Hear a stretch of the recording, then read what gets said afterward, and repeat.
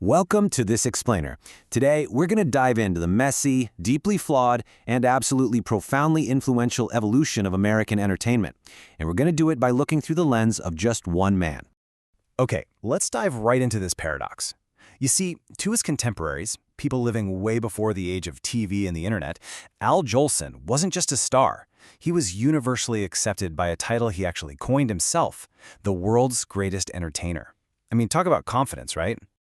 But today, that massive fame has been replaced by a really uncomfortable silence, which naturally leads us to ask a pretty critical question.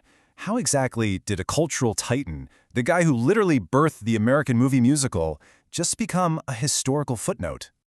To find the answer, we're going to break this story down into 5 parts. The forgotten superstar, the jazz singer arrives, the blackface paradox, his blueprint for modern stardom, and finally, a legacy of contradictions. So, Section 1, the forgotten superstar, from ubiquitous fame to uncomfortable silence. We really need to grasp the sheer scale of the fame Jolson achieved before the concept of a global superstar even existed, because this right here is the central tension of our explainer. On one side, you've got a man who stood under the spotlight with his arms outstretched, defining the collective heartbeat of a nation with his unmatched, almost frantic performative energy. But then, on the flip side, we have a figure who is largely relegated to the footnotes of history today, someone whose very name evokes a complicated silence. Moving on to Section 2. The jazz singer arrives, the ascent of a dynamic immigrant. Let's see exactly how this phenomenal rise actually happened.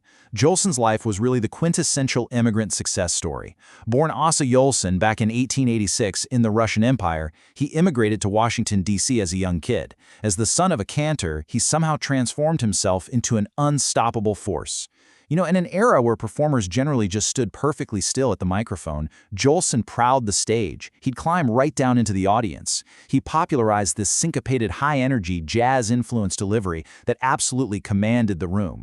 So, understanding his historical footprint means mapping out these 5 key milestones. Just think about this progression.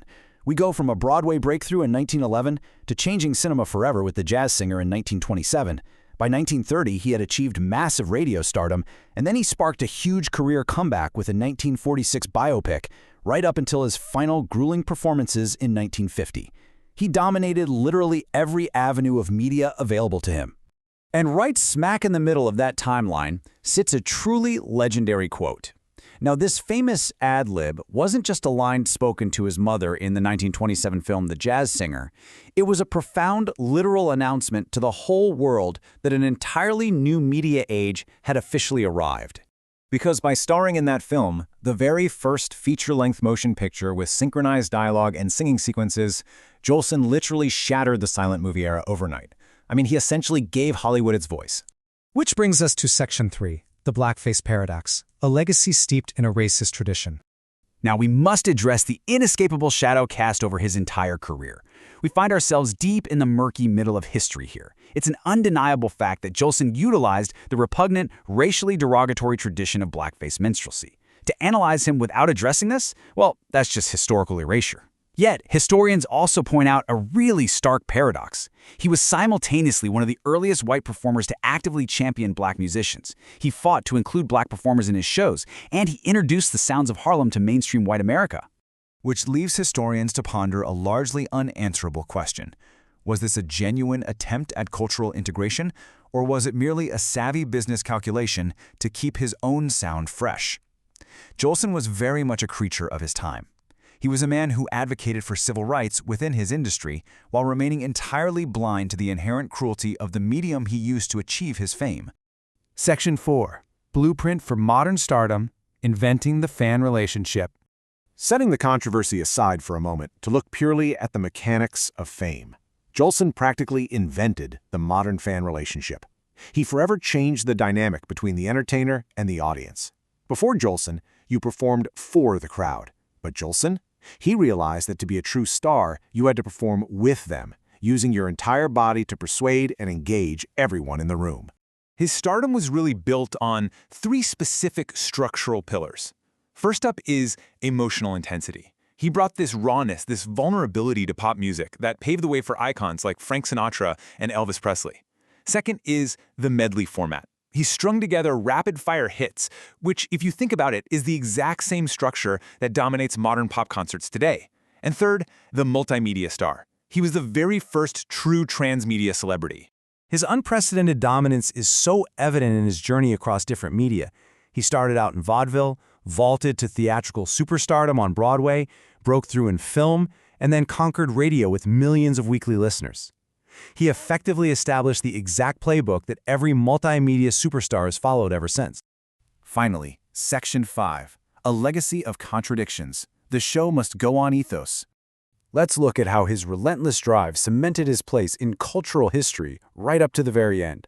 Even when his brash style naturally faded in popularity by the late 1930s, Jolson just refused to quit. During World War II, he became one of the most prolific USO performers out there. He actually traveled directly to the front lines to entertain the troops, cementing a late career resurgence, because the soldiers still viewed him as the voice of home.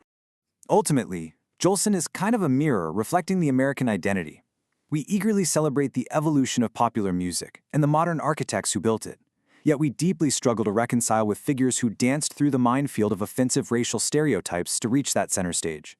He was a man of undeniable talent and a truly monumental ego, completely riddled with profound social blind spots. So the crucial takeaway from this explainer is that instead of canonizing him, we really need to study him.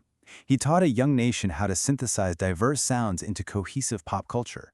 Look at the blueprint he left behind, the dizzying highs of public adoration, the crushing weight of public scrutiny, and that desperate, relentless need to keep performing until the lights finally go out.